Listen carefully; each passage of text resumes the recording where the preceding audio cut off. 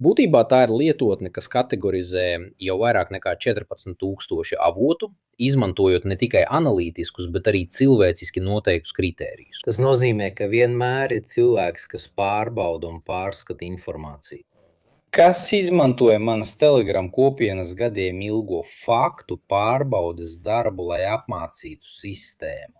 Mākslīgais intelekts ļoti koncentrēts uz militārajām, ģeopolitiskajām ziņām un tam līdzīgi, ar saskarni, kas ļauj, piemēram, izvēlēties, kāda veida ziņas tu vēlies. Tikai par aviāciju, tikai par NATO, tikai par droniem, tas jau praktiski veic atlasi arī pēc avotiem. Bieži redzu cilvēkus, vai pats, kad veicu manuālu izpēti, pamanu, ka viena un tā pati ziņa ir atkārtota 50 reizes.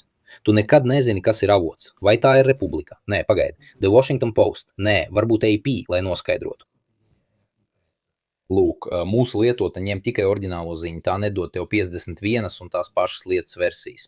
Un tas jau ir liels iegūms. Lūk.